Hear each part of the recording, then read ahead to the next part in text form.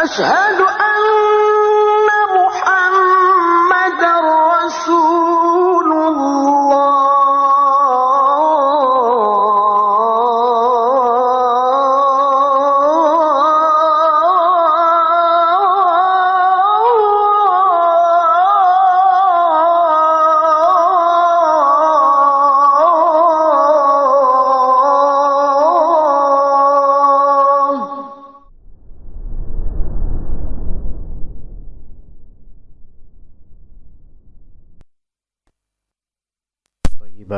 wa amalan mutaqabbala. Para jemaah sekalian rahimani wa rahimakumullah, insyaallah kita akan melanjutkan pengajian kitab Umdatul Fiqh dengan mengacu referensi syarahnya dari kitab Wablul Ghamamah di masalah salat atau di bab salat atau di kitab salat, dimulai dari perkataan Ibnu Qudamah rahimahullah, wa man kabbara lis-salati qabla khuruji waqtiha faqad adrakaha. Barang siapa yang bertakbir atau takbiratul ihram untuk salat sebelum keluarnya waktu salat itu, maka ia telah mendapatkan salat tersebut. Artinya teruskan. Dan ini adalah pendapat yang masyhur dalam mazhab Hanbali. Apa maksud dari kalimat ini? Kayak misal kita ada uzur, kepepet atau kesibukan sehingga baru mendapatkan atau berkesempatan untuk sholat di akhir waktu, di injury time, di akhir waktu banget, menjelang injury time, ya, entah karena ketiduran mungkin, tinggal beberapa menit lagi ini selesai waktu sholat ini, sementara saya belum sholat misalnya, mungkin subuh misalnya, subuh sekarang mungkin jam 5 lewat 25 mungkin selesai waktu subuh sepertinya. Kemudian baru bangun subuh, baru bangun tidur jam 5 lewat 20. Jam 5 lewat 20. Ya. Maka ada waktu buat wudu sebentar dan segera untuk menunaikan sholat. Dalam pendapat yang masyhur di mazhab Hanbali, siapa yang mendapatkan takbiratul ihram sholat subuh sebelum keluar waktu udah Allahu Akbar, maka dalam mazhab ini dia dianggap dia telah mendapatkan salat itu. Artinya just continue, lanjutkan saja salat itu istamir sampai akhir. Ini pendapat pertama, pendapat yang masyhur dalam mazhab Hanbali. Dan alasan mereka kenapa kok bisa dikatakan dia dapat dan terus aja, karena kaidahnya bagi mereka idrakul juz'i ka idrakil kulli, yaitu mendapatkan serpihan itu dianggap seperti mendapatkan keseluruhan. Sementara as-salatu la tataba'ad, itu salat itu adalah amalan yang tidak dipisah-pisah. Jadi la tataba'ad, la tatajazza, tidak terpisah-pisah. Nah, ibadah itu kan beragam ya. Ada ibadah yang sifatnya ghairu mutaba'idah, tidak terpisah-pisah, tidak bersifat partially. Dan yang kedua ada ibadah yang mutaba'idah, yaitu sifatnya partially, terpisah-pisah. Itu ada, beda-beda, ya beda-beda itu. Kalau salat itu paketan. Takbiratul ihram itu awalnya, salam itu akhirnya.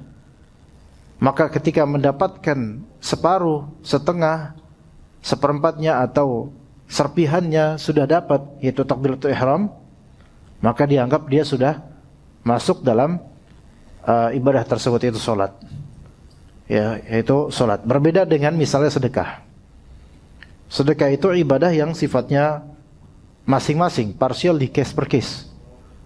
Ya, kalau misalnya nih, ya, antum melihat ada kotak amal, di masjid, ya, dan kotak amal itu terbagi menjadi dua.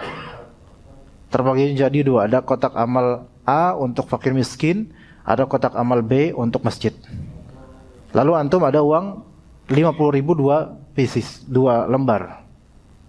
Dalam waktu 3 detik antum masukin ke A 50.000, antum masukin ke B 50.000.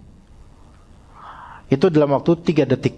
5 detik lah paling ini. Cek, cek, cek, cek, ya. Masukin dah. Pertanyaannya, apakah dua amalan ini adalah amalan yang bergabung? Tidak. Melainkan masing-masing case per case. Ini kasus, yaitu pahala untuk amalan yang berpahala, yaitu amalan sedekah untuk anak yatim atau fakir, dan yang ini pahala sedekah untuk masjid. Maka ini namanya adalah amalan yang mutaba' atau ibadah yang sifatnya mutaba'idah atau parsial, berpecah-pecah masing-masing.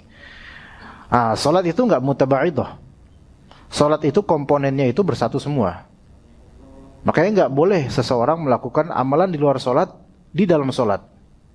Misal lagi salat dia malah ngirim WhatsApp misalnya, itu enggak boleh. Karena ini amalan paketan yang eksklusif dan segala komponen rukun, sunnah, wajib di dalamnya itu termasuk bagian darinya dan tidak boleh dipisahkan darinya. Itu. Maka kata mereka, orang yang mendapatkan takbiratul ihram, maka dia dianggap sudah masuk dalam bagian salat. Karena nggak bisa sesuatu salat ini dipisahkan. Itu alasan mereka, alasan logis dari umumnya ulama mazhab Hanbali. Namun pendapat kedua, nah ini khazanah ilmiah aja. Pendapat kedua, ada riwayat lain dari mazhab Hanbali juga, yang menyatakan bahwasanya salat itu la tudraku illa biidrakir rakaati. Bahwasanya salat itu tidak dapat terkejar kecuali jika mendapatkan 1 rakaat penuh. Ini pendapat kedua dari pendapat ulama, terutama dalam mazhab Hanbali. Alasan mereka pakai dalil hadis Nabi SAW, man adraka raka'atan fis salat minas salati faqad adraka as-salata.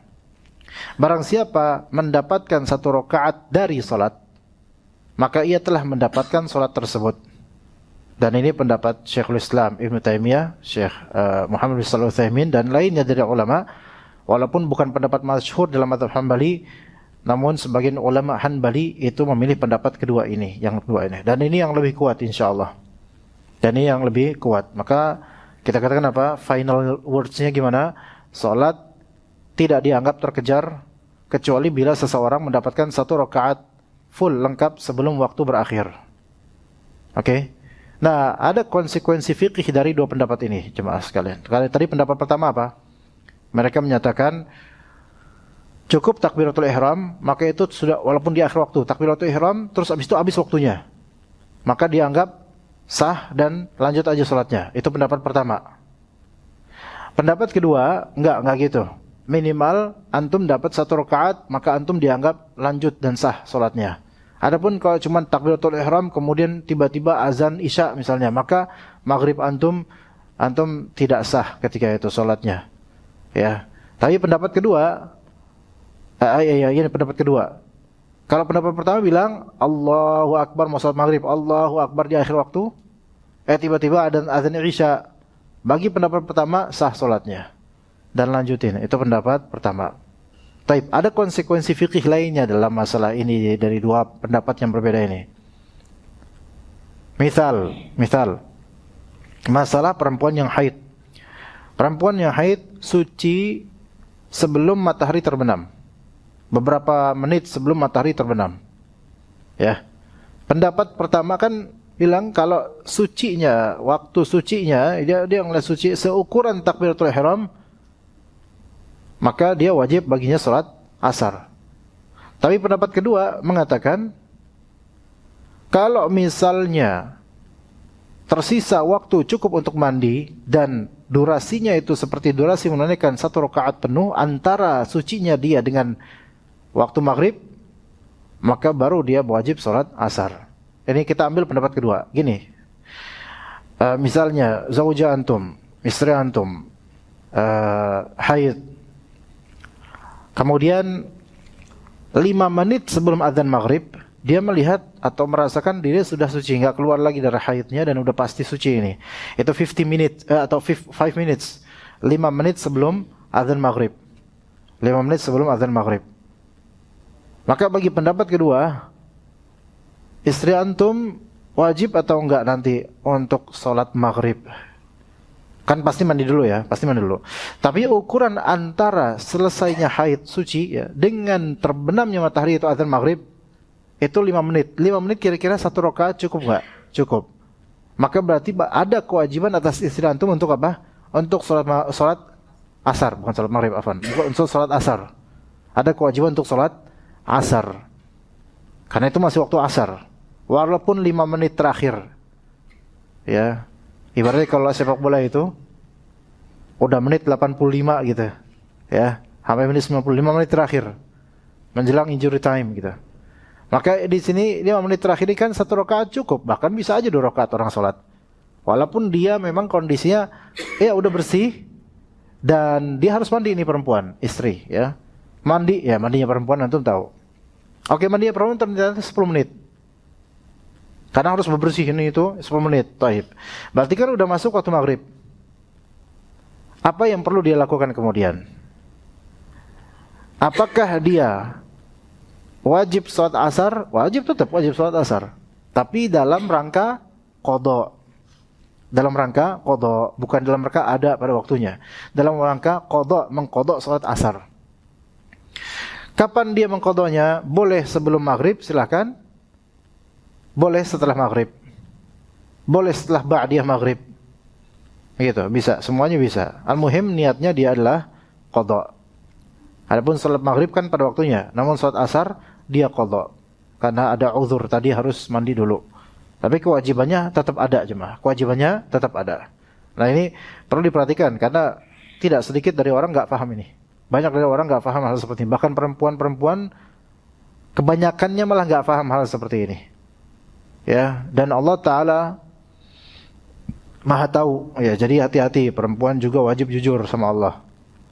Bisa jadi suami terpedaya atau tertipu atau enggak tahu. Suami kan enggak ngerti hal-hal enggak mendetek. Apalagi pas istri selesai haid, istri di rumah, antum di kantor, mana antum bisa mendeteksi hari ini. Tapi perempuan wajib untuk bertakwa kepada Allah dalam masalah ini.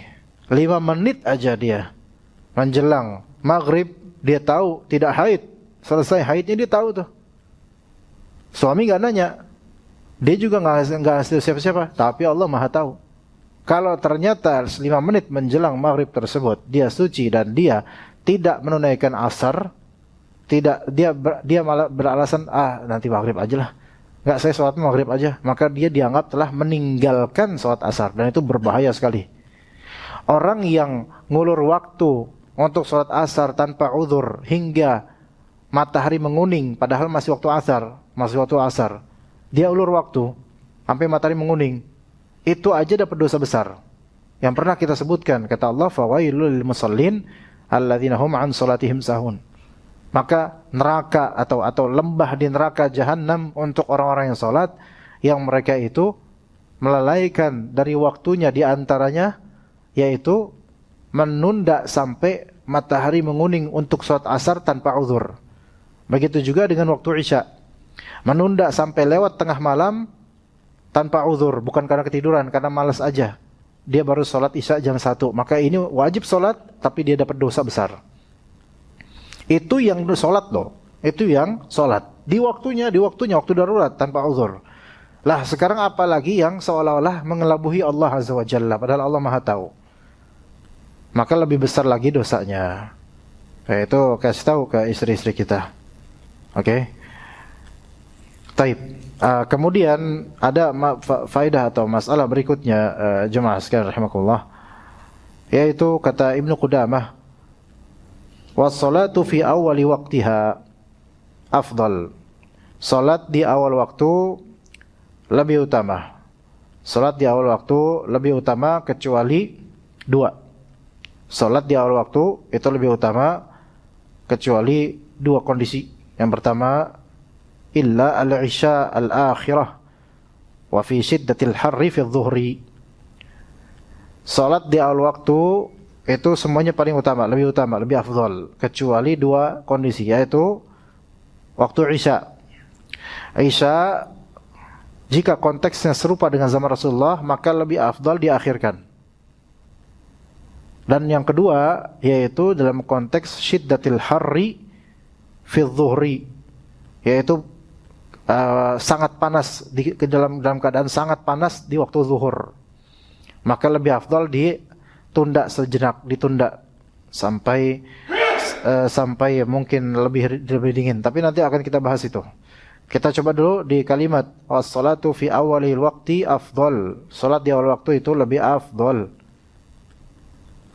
Demikian karena keumuman dalil-dalil yang menunjukkan akan disyariatkannya untuk mubadarah bi fi'lil khair, yaitu untuk kita berlomba-lomba, bergegas dalam beramal saleh, beramal kebaikan. Kata Allah Azza wa Jalla, fastabiqul khairat. Maka berlomba-lombalah kalian dalam kebaikan. Kata Allah Azza wa Jalla, wasari'u ila maghfiratin min rabbikum wa jannat. Dan bergegaslah kalian, berlomba-lombalah kalian menuju pengampunan dari Rabb kalian dan surga Allah Azza wa Jalla. Juga kata Allah Azza wa Jalla di surat lain, wa yusari'una fil khairat. Mereka orang-orang beriman adalah orang-orang yang yusari'una fil khairat. Orang-orang yang bergegas dalam kebaikan. Masalah bergegas dalam kebaikan, ikhwah sekalian, itu akan Allah Ta'ala percepat kebaikan buat dia. Ada satu faedah, ada beberapa faedah, banyak faedah besar dalam beberapa ayat.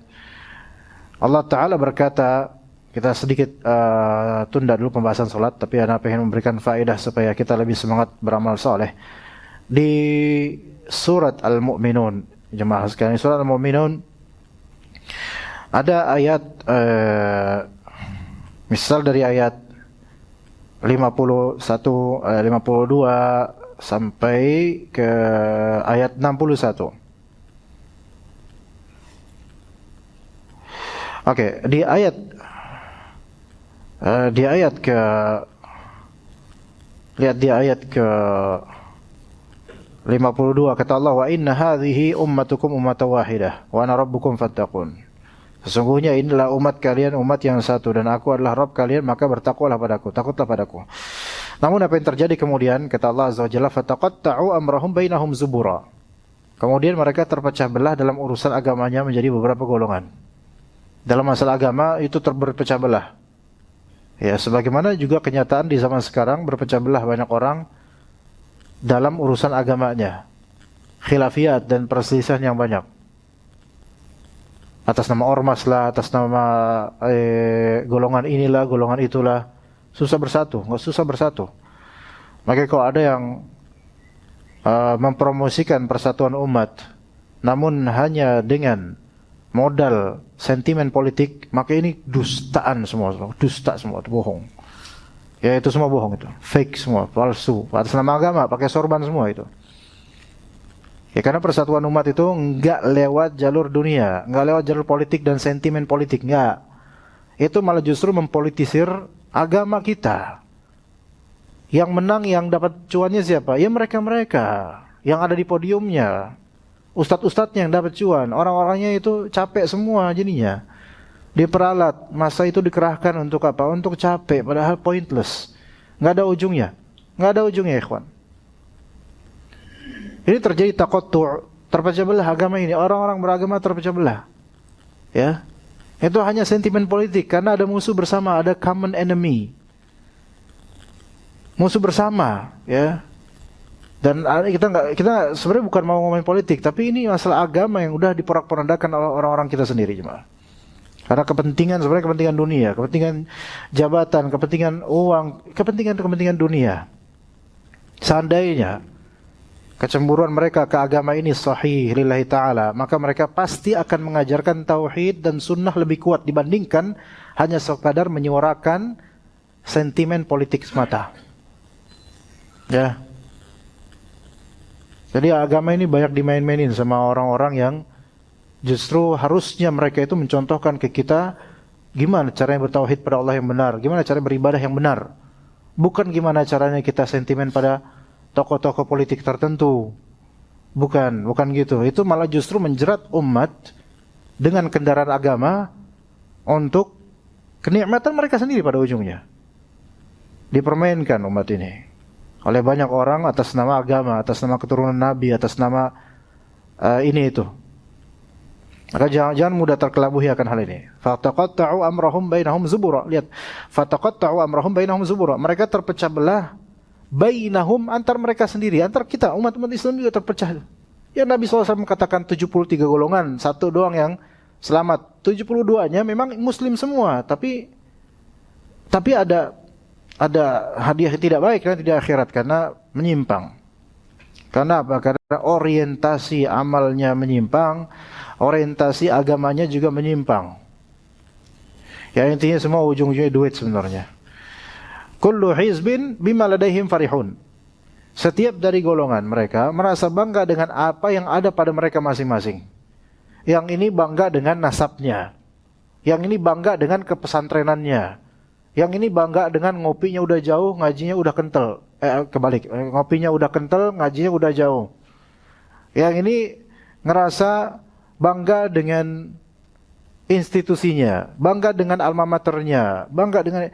Kenapa enggak bangga dengan tauhidnya, dengan sunnah Nabi SAW? Coba itu yang dibanggakan deh. Karena kan yang Allah lihat itu ketakwaan seseorang, tauhidnya gimana, sesuai enggak dengan sunnah amalannya, itu yang dilihat. Bukan yang dilihat dia lulusan mana, dia sarungnya merek apa. Bukan itu yang dilihat. Malah justru kullu hizbin mimma ladaihim farihun, mereka berbangga dengan apa yang ada pada mereka dari tagline, dari nama ormas, dari hizb, dari golongan, dari partai apa, pendukung apa, dan seterusnya. Subhanallah. Maka ini terjadi taqattu'. Maka apa kata Allah? Fadharhum fi ghamratihim hatta hin. Maka biarkan mereka berada dalam kesesatannya sampai waktu yang Allah tentukan.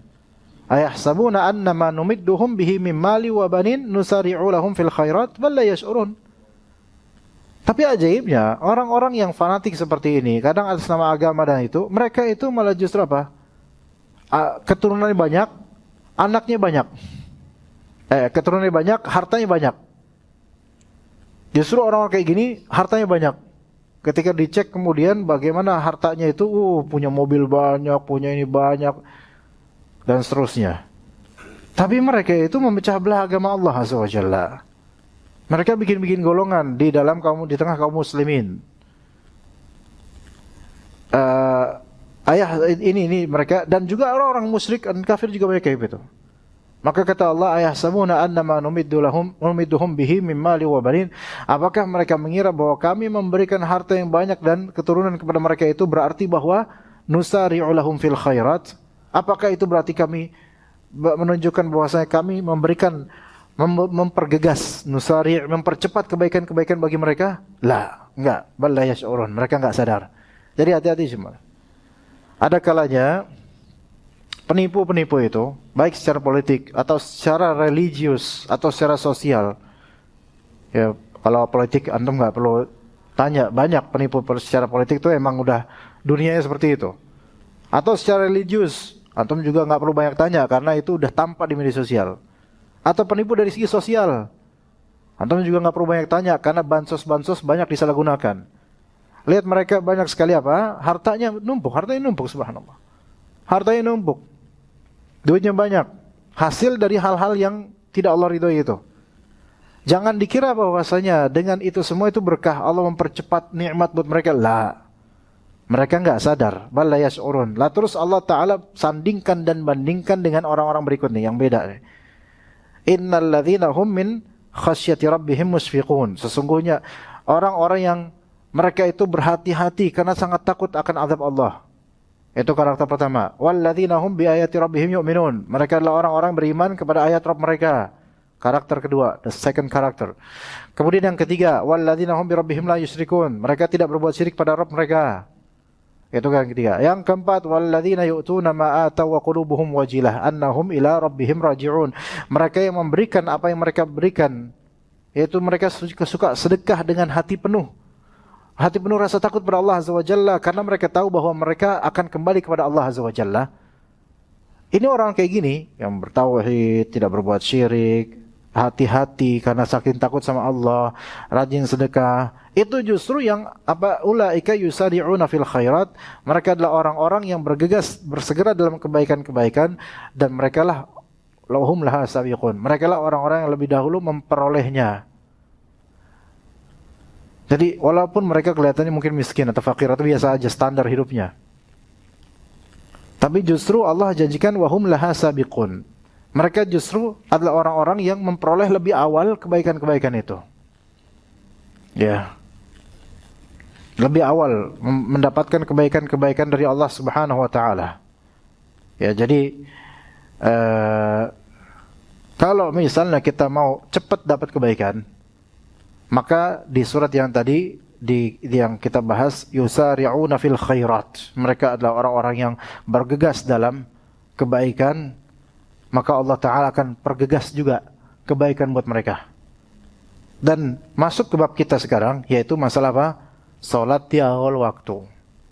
Maka orang yang salat di awal waktu, dia bergegas dalam kebaikan, maka Allah akan janjikan yang tadi, wahum laha sabiqun. Mereka adalah orang-orang yang sabiqun, yang akan lebih cepat untuk mendapatkan khairat, kebaikan-kebaikan dari Allah Subhanahu wa taala. Karena salat di awal waktu.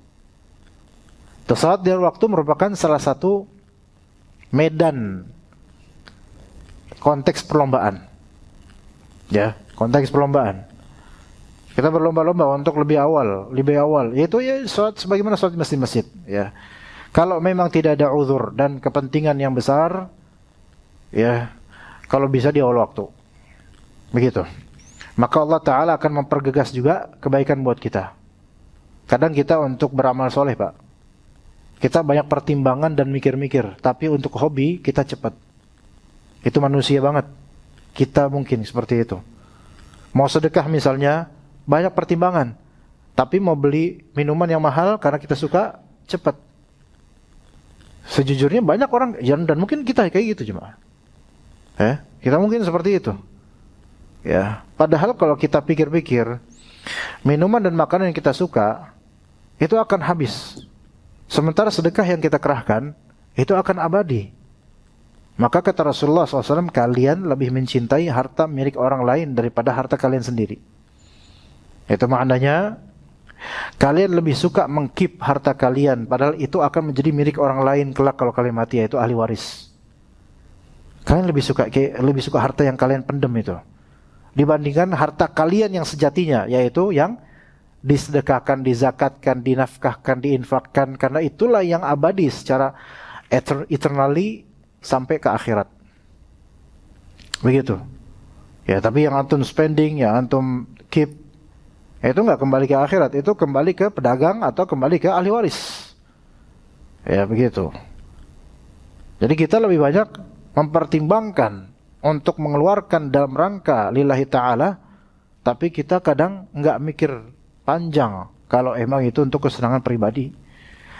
Siapa yang bisa menyetir dirinya untuk membalikkan prinsip ini, dibalik gitu. Untuk lillahi ta'ala enggak banyak pikir panjang, tapi untuk pribadi banyak pertimbangan. Itu insya Allah beruntung loh. Insya Allah beruntung. Dan Allah Ta'ala akan mencintainya karena dia mengithar dan mengorbankan apa-apa lillahi ta'ala dibandingkan kesenangan dirinya. Maka menunaikan salat di awal waktu itu kan berarti lebih cepat untuk membebaskan tanggungan kewajiban, lebih cepat. Maka lebih tenang makanya. Coba kalau antum misalnya safar. Kalau safar sih memang boleh jamaah takhir, boleh jamaah takdim boleh. Tapi kan lebih enak Pak jamaah takdim di awal. Supaya udah selesai kewajibannya kan lebih cepat. Misal antum mau safar baik dinas atau pulang kampung atau ada hajat. Misal antum safar ke Jawa Tengah. Dan antum naik bis yang misal bis pagi deh, bis pagi duha sampai Jakarta paling jam 4 gitu sore. Jam 4 sore. Kemudian antum dari Jakarta ini ada 2 kali turun rest area. Singgah di rest area 2 kali. Mungkin pertama di gitulah di Indramayu, atau kedua kemudian mungkin di Brebes atau di Batang atau di mana gitu sebelum Semarang. Nah, yang kedua ini ternyata jam 1 siang. Jadi ada waktu makan siang dan ada waktu sholat. Mana yang antum prefer? Antum pilih mana? Jamaah takdim di jam 1 zuhur asar, atau antum makan aja dan nyantai dulu, nanti aja sholatnya pas udah nyampe di Solo misalnya jam 5, ya boleh, itu boleh. Jamaah takhir namanya. pasti lebih enak apa? Jamaah takdim. Yaitu zuhur asar di jam 1 siang. Di jamaah di qasar lebih enak. Karena apa? Karena pikirnya nanti saya udah sampai Solo jam 5 atau jam 4, saya udah sholat asar. Jadi nggak perlu lagi nyari masjid atau tempat buat sholat. Udah selesai urusan saya, gitu kan? Maka menyegerakan itu memang lebih enak, emang lebih enak dibandingkan kayak menimbun hutang, gitu loh. Kayak menimbun hutang, ntar aja dah. Ntar juga ya takutnya malas atau nanti buru-buru nantinya, gitu. Mendingan sekarang, gitu kan? Kemudian juga di antara faedah menunaikan salat di awal waktu itu kan lebih sesuai perintah syariat. Ya, yang tadi kita katakan dalil-dalil yang menunjukkan itu. Wasari'u ila maghfiratin min rabbikum fastabiqul khairat yusari'una fil khairat, diperintahkan untuk bergegas apa-apa itu. Dan juga salat di awal waktu itu lebih dekat kepada kesempurnaan ibadah. Kenapa begitu? Karena orang yang salat di awal waktu, kalau dia merasa kurang salatnya, entah kurang khusyuk, entah ragu-ragu atau gimana, itu dibolehkan bagi dia untuk apa? Mengulang salat fardunya, boleh. Atau dia merasa kurang jos dengan imam ini gitu misalnya. Kurang josnya apa? Wah itu Ustadz Maliki itu kalau jadi imam kecepatan misalnya, nggak enak, nggak aci, bukan nggak aci sih, aci sah, cuman kayak tadi tuh cepat banget, aduh kayak kurang resep gitu loh. Terus antum pengen sholat zuhur lagi nanti, mengulang di sini bukan dalam rangka wajib, boleh nggak? Boleh. Sholat yang pertama itu sah. Tapi karena mungkin kurang resep atau kurang khusyuk atau tadi ternyata bengong terus pas sholat, pengen ngulang lagi, itu dibolehkan. Baik sendirian atau ngajak orang lain berjamaah itu boleh seperti itu. Ya. Jadi itu di awal waktu. Ada posibilitas untuk menyempurnakan nanti untuk lebih bagus lagi. Dan juga kalau di akhir waktu misalnya udah menjelang injury time, itu kadang-kadang cepet-cepetan atau udah banyak yang disibukin atau banyak pikiran, mendingan di awal waktu tenang. Lagi pula kalau di tengah waktu atau di akhir waktu, mungkin nggak ada jemaah yang lain yang sholat, atau diajak, yuk sholat sama saya, oh afwan saya udah tadi, sholat lagi nggak apa-apa, oh nggak boleh, padahal dia boleh sebenarnya. Boleh Pak antum kalau kayak gitu Pak. Misalnya di kelas ini nih, antum ada rapat di atas di kantor. Ya, rapat sampai jam 1. Kemudian antum makan dulu, ya. Setelah rapat makan, terus 1:30 antum ke al-ikhlas ini. Dan ternyata pas antum lihat, antum kan belum salat zuhur nih. Ada beberapa teman-teman yang lagi duduk nyantai di sini. Mas, salat mas, zuhur mas. Kata dia apa? Sampun mas, udah mas, afwan. Monggo salat aja sendiri gitu. Oh enggak mas, berjamaah aja nggak apa-apa. Boleh nggak antum ajak itu? Boleh nggak? Boleh. Ayo mas, nggak apa-apa. Boleh sholat 2 kali dan itu masuk sedekah. Rasulullah pernah menunjukkan ini. Sedekah buat saya juga. Jadi kita ada nilai pahala jemaah juga. Oh tapi saya udah mas, kata dia. Nggak apa-apa. Akhirnya maksa, marah akhirnya. Tiba-tiba azan asar aja gitu.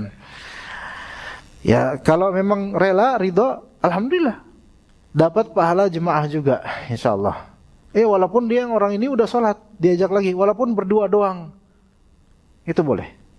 Mau entah yang jadi imam dia atau yang jadi imam antum yang belum sholat, baru sholat, bisa semuanya. Bisa kayak gitu, boleh. Jadi yang udah tahu ilmunya nanti, kalau saling ketemu nih, ternyata antum baru selesai rapat atau dari luar atau gimana, antum mau sholat, boleh antum nawarkan diri, mau barengan enggak? Emang antum sholat? Udah. Tapi nggak apa-apa, yuk bareng yuk. Akhirnya dapat pahala karena ilmu ini gitu loh. Karena ilmu ini boleh seperti itu. Ya, jadi kalau di awal waktu memang lebih sempurna karena memang jemaahnya lebih banyak. Jemaah lebih banyak itu kan lebih nikmat. Dan mudah-mudahan pahalanya lebih lagi. Mudah-mudahan. Taib, kemudian ada permasalahan masalah jika seseorang menunda kemudian meninggal sebelum dia melaksanakan sholat itu. Oke. Dia menunda, ya, menunda sholat. Lalu dia mati sebelum dia melakukan sholat itu. Maka di sini kasusnya ada 2 model. Satu, kalau dia mentakhir atau menunda sholat hingga keluar waktu tanpa uzur, udah keluar waktunya, terus mati, maka ia berdosa jelas. Karena membuang waktu sholat tanpa alasan, tanpa uzur. Jadi dia nunda. Misalnya zuhur nih dia rapat sampai jam 1:30. Anda nggak tahu Pak, kalau antum biasanya jam berapa soal rapat? Ada nggak yang zuhur dilewatin rapat juga? Mungkin nggak? Bisa jadi sampai jam berapa biasanya orang-orang? 1? Jam 1-an? Oke, jam 1 sampai jam 1. Tapi jam 1 antum KMC dulu gitu. Ya, makan dulu ya. Makan, ngobrol ya gitu sama teman-teman. Makan di kantin. Di kantor ini ada kantinnya nggak Pak? Lantai? Oh ada ya lantainya. Kok nggak pernah diajak anak ke situ? Nah itu lantai B1 kantin lama gitu kan. Ngobrol. Namanya ngobrol kan ngalor ngidul. 1 jam ngobrol. Dia tahu harus ini nanti sholat kalau bisa sholat zuhur gitu ya. Ikhlas atau gimana gitu sholat gitu. Dia 1 jam ngobrol, jam 2 dia harus sudah masuk kantor. Ya. Karena rehatnya dikasih waktu jatah 1 jam. Jam 2 dia masuk kantor. Dia tunda tuh. Nanti aja lah. Malah nanti dah. Paling sebelum asar atau gimana. Atau nanti pas asar. Jadi sholat zuhur nanti aja diqadha di pas asar gitu. Subhanallah. Semaunya dia gitu kan. Nah terus kemudian waktu asar. Mati dia. Udah lewat waktu zuhur. Dia belum sholat zuhur. Mati dia. Wafat. Ya. Kalau bisa jangan gini Pak, udah saya omongin duluan, nanti mati loh. Makanya jangan kayak gitu ya. Wafat dia habis itu.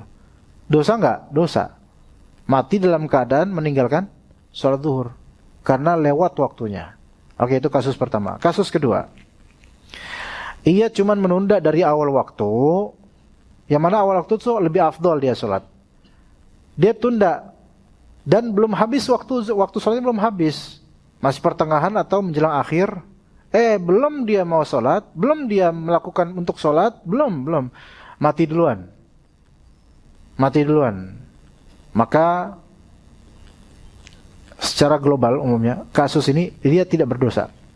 Dia tidak berdosa karena ia melakukan sesuatu yang dibolehkan. Ini globalnya begini. Tapi kembali ke masalah wajib atau enggaknya sholat berjamaah. Gitu loh. Kalau misalnya dia menunda sehingga dia memang sengaja melewatkan sholat berjamaah, maka dia tetap bisa ada dosanya dengan dosa apa? Dosa sengaja meninggalkan sholat berjamaah. Bukan karena dosa menunda waktu.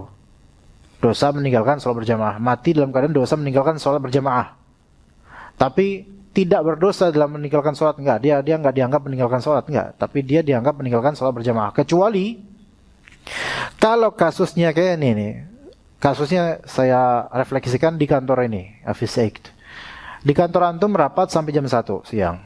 Dari jam 11 sampai jam 1 siang. Taib, jam 1 siang antum kan ini berarti kan ada penundaan. Boleh ada penundaan boleh. Tapi walaupun lebih afdol pas rapat antum izin dulu untuk sholat berjamaah di Al-Ikhlas itu lebih afdol. Tapi kalau memang ini rapat penting dan departemen antum gitu, maksudnya kasusnya kasus berkaitan dengan pekerjaan antum sehingga antum harus memperhatikan dan ini amanat juga, maka mau nggak mau ya antum ikut tetap. Ini boleh nggak masalah, ya. Tapi niatkan nanti bakal sholat nanti pas sudah selesai semua hal ini. Dan antum niatkan berharap semoga nanti bisa tetap sholat berjamaah di Al-Ikhlas sama teman-teman rapat lainnya atau antum bisa hunting jemaah gitu. Iya, berburu jemaah di sini. Nanti insya Allah jam 1:30 anak Al-Ikhlas sholat zuhur dan anak akan minta ada orang pengen sholat sama anak gitu. Atau anak tunggu siapa yang belum sholat biar sholat bareng sama anak. Misalnya gitu. Ada niatan gitu, ya. Nah terus qadarullah kemudian jam 1 selesai rapat, antum mungkin makan dulu. Pas makan, bukan antum lah, jangan antum lah. Ini kan soalnya mati nih soalnya. Fulan ini kemudian makan, ya, keselak kemudian. Keselak, tersedak, ya, karena saking semangatnya gitu. Saking lapar, keselak, kesedap, nggak bisa nafas, bengek, bengap dan mati kemudian. Pertanyaannya, Dosa nggak antum dalam karena meninggalkan jemaah? Kau meninggalkan sholat? Enggak. Antum nggak meninggalkan sholat karena antum ada niatan nanti bakal sholat nanti di pertengahan waktu. Tapi dosa karena meninggalkan jemaah enggak? Enggak. Karena apa? Sudah ada niatan atau kebiasaan kalau sholat jam segitu misal di sini, antum bakal ngundang orang untuk sholat bareng. Atau kalau ada udah niat, walaupun nggak ngundang tapi ada niatan, pokoknya kalau ada jemaah saya bakal ikut gitu. Itu untuk kasus di perkantoran seperti ini. Adapun di perkampungan nggak ada Pak, jam 1:30 antum ke masjid. Antum siapa ngundang orang? Nggak ada. Saya niatin sholat, saya niatin insya Allah saya berjamaah sama jin korin. Jin korin antum kafir Pak, beneran. Nggak bakal sholat bareng sama antum. Ya udah sama jin penunggu masjid. Emang antum ngelihat mereka bakal mau? Emang mereka mau antum jejakin imam buat mereka? Enggak, jadi itu enggak usah diurus. Maka kalau di kampung-kampung atau di daerah-daerah biasa itu kan masjidnya udah kosong, nggak ada orang, maka nggak ada niatan sholat berjamaah ketika itu jam 1:30. Kalau di sini mungkin, tuh buktinya segini masih ada yang datang sholat, masih ada yang sholat, gitu. Maka kalau ada orang misalnya jam segini nih, antum masuk, terus ada orang lagi sholat, apapun sholat itu antum langsung ikut, walaupun dia sholat sunnah, maka ibrohnya antum dapat, yaitu sholat berjamaah, pahala sholat berjamaah dapat di situ. Walaupun ternyata imam dadakan antum ini lagi sholat sunnah, ya pas selesai imam selesai, assalamualaikum warahmatullahi wabarakatuh, antum kan naik kan untuk sholat zuhur kan, kurang berapa rakaat, selesai antum sholat, assalamualaikum warahmatullahi wabarakatuh. Imam yang tadi antum dadakin itu, Pak maaf Pak, saya tadi bukan sholat zuhur Pak. Emang antum sholat apa? Saya sholat taubat. Habis dosa saya Pak. Sah nggak sholat zuhurnya antum? Sah aja, nggak masalah. Kan sholat taubat dia 2 rakaat juga, nggak masalah. Ya begitu jemaah sekalian. Tapi nggak ada di sini yang sholat taubat, kayaknya nggak ada sholat taubat di Al-Ikhlas, masya Allah ya. Oke, kemudian illal isya al-akhirah, kecuali sholat isya yang akhir, yaitu sholat isya. Sholat isya itu lebih utama diakhirkan kalau memang konteksnya cocok untuk itu. Adapun sekarang bagi laki-laki, maka tidak. Secara zahir tidak. Karena apa? Karena umumnya jemaah isya itu di awal sekarang. Kalau antum sengaja mengakhirkan sholat isya di jam 9, jam 10, yang dulu Nabi kayak gitu memang, maka antum tidak mendapatkan keutamaan sebenarnya karena antum meninggalkan berjamaah demi sunnah yang ini berjamaah bisa menjadi wajib. Malah antum mencari yang sunnah yang sebenarnya kalah oleh kewajiban sholat berjamaah. Ya. Kecuali kalau misalnya daerah antum itu para masyayikh, para syekh, para ulama semua yang faham sunnah ini. Kemudian mereka berbondong-bondong sholat isyanya jam 9 malam, fadol. Silakan. Tapi kalau di kampung, di daerah kita nggak bakal kayak gitu. Ya nggak bakal kayak gitu. Atau gini ikhwan. Ada nggak kerja yang jam malam? Shift malam ada, bukan satpam bapinya, bukan security. Atau lemburan misalnya. Lembur gitu. Nah, lembur ini ada beberapa individu di kantor ini yang memang ditugaskan lembur. Kalau lembur sampai jam berapa, Mas Danang biasanya? Lembur atau nggak pernah kelihatan kan? Nggak, yang lembur kantor itu nggak ada. Oh jarang ya. Berarti susah dong. Ada jam 9. Anggap aja nih, yang lembur ternyata yang dilemburin orang-orang soleh semua misalnya. Nah dia 3 orang ini, laki-laki ini soleh semua dilemburin. Karena soleh maka lembur gitu. Ada bonusnya nanti insya Allah. Nah mereka bertiga bersepakat. Nanti kita tetap kerja dan kita salat isyanya jam 9 aja yuk. Bersepakat mereka nih. Oh siap jam 9. Pertanyaannya, apakah dia ini perbuatan lebih afdol atau dia lebih afdol di hari Ikhlas jam 7.20? Jam 7.15? Mana lebih afdol bagi dia tri lembur ini? Lebih afdol akhirin jam 9 selama dia berjamaah. Iya. Itu lebih afdol. Begitu. Ya, paham di sini ya keafdoliannya.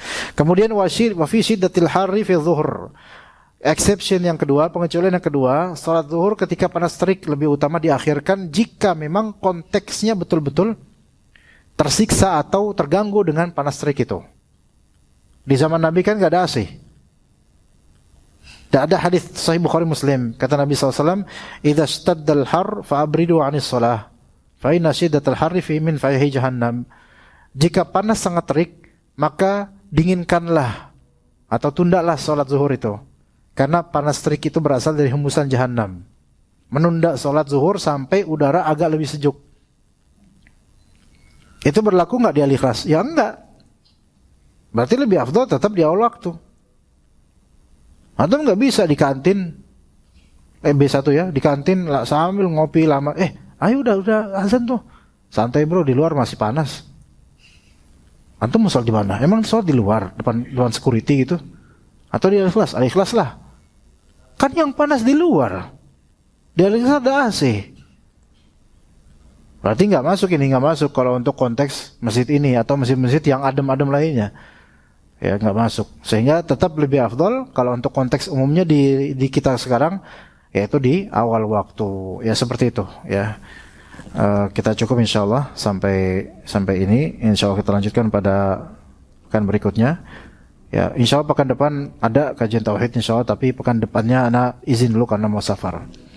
Tapi kita cukup sampai sini. Barakallahu fikum jami'an wa sallallahu ala nabiyyina Muhammad wa ala alihi wa sahbihi ajma'in.